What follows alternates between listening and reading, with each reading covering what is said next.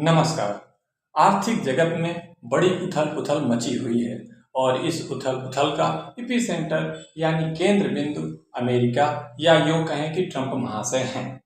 सत्ता में आते ही डोनाल्ड ट्रंप ने न दोस्ती देखी न साझेदारी, सारे देशों से आने वाले माल पर आयात शुल्क बढ़ा दिया।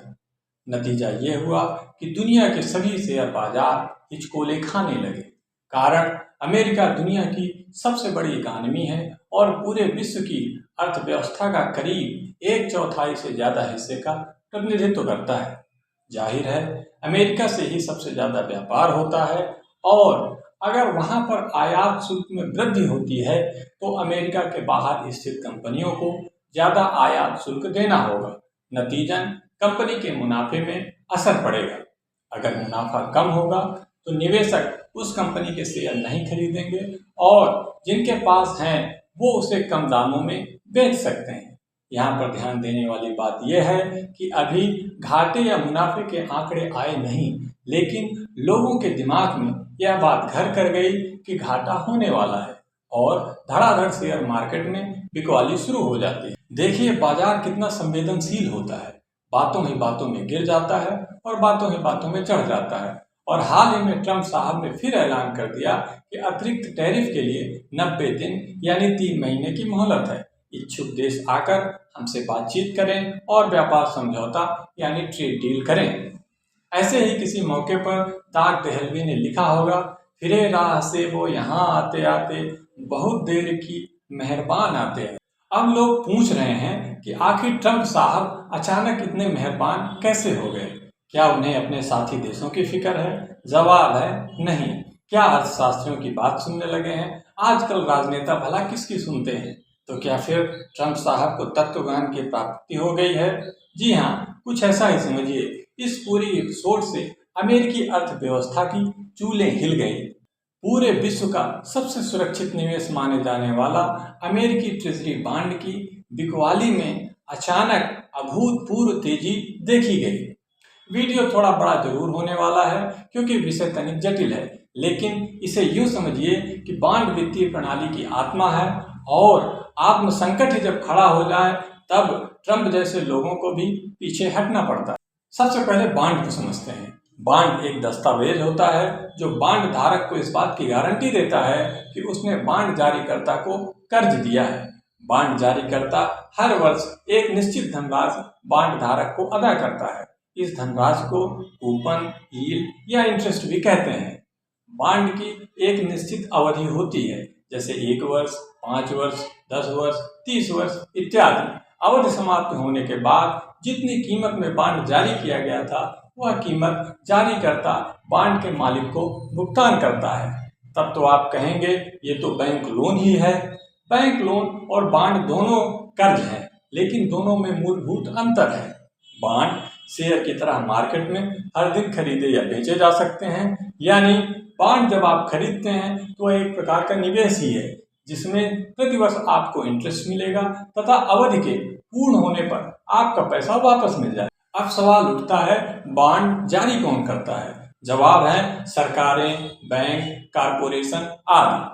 जैसे आरबीआई करेंसी नोट जारी करती है और उसमें लिखा होता है मैं धारक को अमुक रुपए अदा करने का वचन देता हूँ, और हम सब उस नोट को जितने रुपए का होता है मान लेते हैं।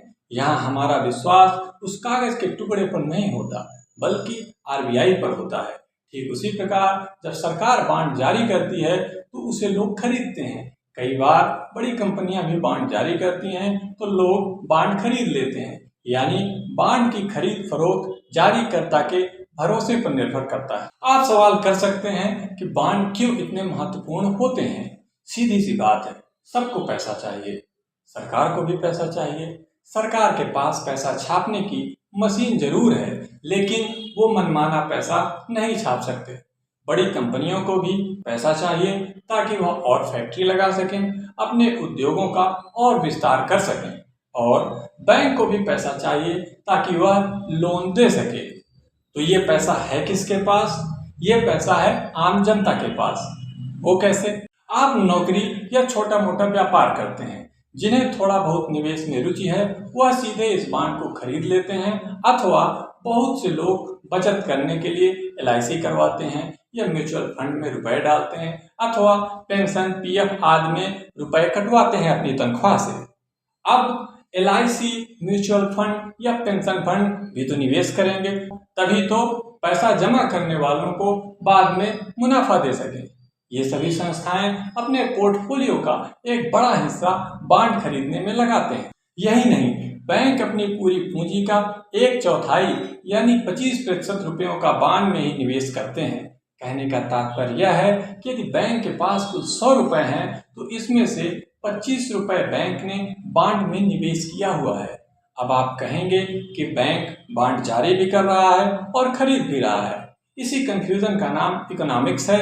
RBI का नियम है कि बैंक को अपने खजाने का करीब 25% रुपए का बॉन्ड लेना ही है और इसमें मुख्य रूप से सरकारी बॉन्ड होता है।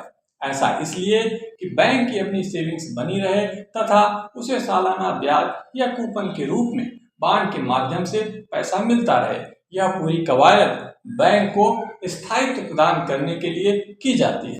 यह तो हुआ बैंक द्वारा बॉन्ड खरीदने का कारण। अब बात करते हैं कि बैंक को बॉन्ड निकालने की क्यों जरूरत पड़ती है। बैंक का पूरा व्यापार ही यही है कि वह आपसे कम ब्याज दर में रुपए लेता है और अधिक ब्याज दर में लोन देता है। इन दोनों ब्याज दरों के बीच का अंतर ही बैंक का मुनाफा है। गौर करिए कि लोग बैंकों में FD कम करने लगे अथवा लोगों के सेविंग्स अकाउंट में रुपए कम होने लगे तो बैंक की लोन देने की क्षमता पर असर पड़ेगा या नहीं। ऐसे ही जरूरतों के समय बैंक बॉन्ड जारी करके मार्केट से रुपए उठाते हैं, यानी बॉन्ड खरीदने वाले भी जरूरत पड़ने पर बॉन्ड निकालते हैं। यह कुछ ऐसा ही है कि जैसे भेड़ को ठंडी लगने लगे तो थोड़ी देर के लिए उसे भी कंबल उड़ा देते हैं। वो अलग बात है कि कंबल भेड़ के ऊन से ही बनता है। अब बात करते हैं सरकार को भला क्यों जरूरत पड़ती है कर्ज लेने की। याद करिए, जब बजट आता है तो वित्त मंत्री राजकोषीय घाटे को जरूर बताते हैं। जब सरकार का व्यय उसकी आय से ज्यादा हो जाता है उसी को फिस्कल डेफिसिट यानी राजकोषीय घाटा कहते हैं और यह सरकार दर सरकार बना ही रहता है। कुछ ऐसा ही समझिए, बेटी की शादी है और खर्च बजट से ज्यादा हो जाए तो कुछ समय के लिए आप कर्ज ले लेते हैं इसी राजकोषीय घाटे की भरपाई के लिए और साथ ही विकास कार्यों के लिए सरकारें बॉन्ड जारी करती हैं और यही सरकार के कर्ज लेने का तरीका है। आप अपना कर्ज साल 2 साल में चुका देते हैं, जबकि सरकारें कई अवधि के बॉन्ड जारी करती हैं और लंबी अवधि वाले बॉन्ड की मैच्योरिटी 30 साल तक हो सकती है। बॉन्ड व्यापार को एक उदाहरण के माध्यम से समझते हैं। मान लीजिए भारत सरकार एक बॉन्ड 20 अप्रैल 2020 को 10 वर्ष की अवधि के लिए जारी करती है। इस बॉन्ड का कूपन रेट यानी वार्षिक ब्याज दर 8% मान लेते हैं। मान लीजिए सुहानी ने 1 लाख रुपए के बॉन्ड खरीदे तो सुहानी को हर वर्ष 8,000 रुपए मिलेंगे और यदि वह इसे पूरे 10 वर्ष रखती हैं तो अंत में उन्हें उनका 1 लाख रुपया भी वापस मिल जाएगा। यानी सुहानी को 2030 तक कुल 1,80,000 रुपए मिलेंगे, जिसमें 1 लाख रुपए उनका मूलधन है और कुल 80,000 ब्याज के तौर पर मिलेंगे। जैसा कि हम पहले चर्चा कर चुके हैं कि बॉन्ड सरकार से खरीदने के बाद उसे बॉन्ड मार्केट में खरीदा या बेचा जा सकता है। मान लीजिए सुहानी को रुपयों की जरूरत है अथवा सुहानी को लगता है कि मुझे पर्याप्त मुनाफा नहीं हो रहा है और वह बॉन्ड को 2025 में ही बेचना चाहती है, तो क्या वह बॉन्ड 1 लाख रुपए का ही बिकेगा? संक्षिप्त जवाब है, ऐसा कोई जरूरी नहीं।